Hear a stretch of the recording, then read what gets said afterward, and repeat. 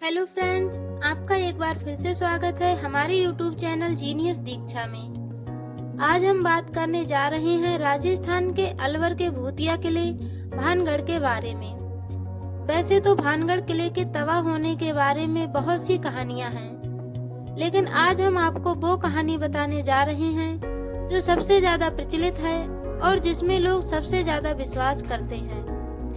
कहा जाता है कि एक समय भानगढ़ किले में वहाँ की एक बेहद खूबसूरत राजकुमारी रहती थी, जिसका नाम रत्नावती था। रत्नावती आसपास के राज्य में सबसे खूबसूरत महिला के रूप में जानी जाती थी। उसकी खूबसूरती की चर्चा हर जगह हो रही थी, जिसके कारण हर कोई उन्हें देखना चाहता था।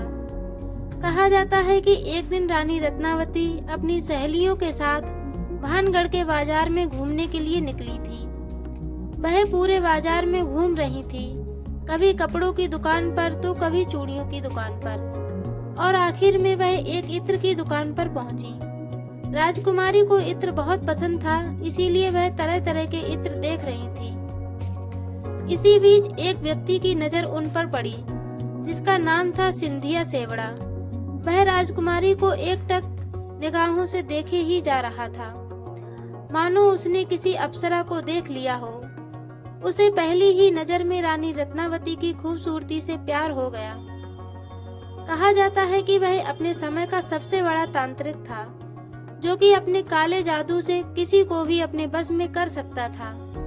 इसीलिए उसने अपनी तंत्र विद्या से रानी रत्नावती को अपने बस में करने की योजना बनाई।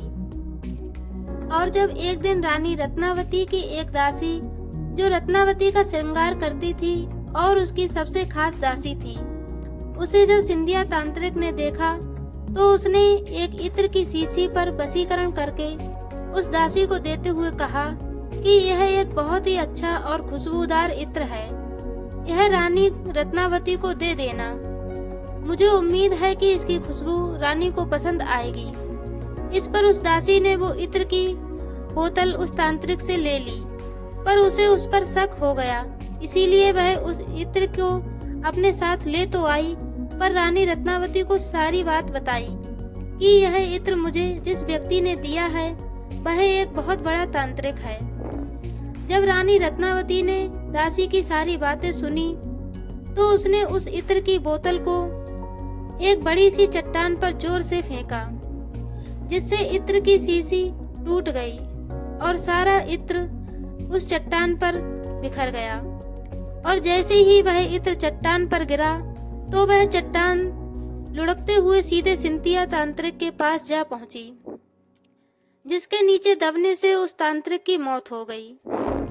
परंतु मरते मरते तांत्रिक ने पूरे भानगढ़ को श्राप दे दिया कि कुछ ही दिनों में पूरा भानगढ़ तबाह हो जाएगा और यहाँ के सभी लोग मारे जाएंगे।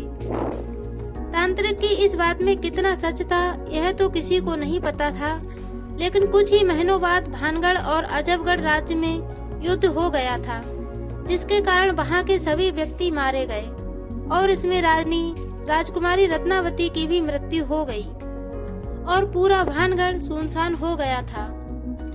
इसीलिए लोग कहते हैं वहां पर मारे गए लोगों की आत्माएं अभी भी भटकती हैं। इसीलिए भानगढ़ किले को भूतिया किला भी कहा जाता है। लेकिन इस बात का कोई प्रमाण नहीं है कि ऐसी कोई कहानी हुई थी या फिर ऐसा कोई युद्ध हुआ था। तो दोस्तों, ये थी भानगढ़ किले की भूतिया कहानी। आपको यह जानकारी कैसी लगी हमें कमेंट बॉक्स में अपनी राय अवश्य दें। साथ ही वीडियो को लाइक करें, शेयर करें और ऐसी ही और अधिक जानकारी के लिए हमारे चैनल को सब्सक्राइब करें।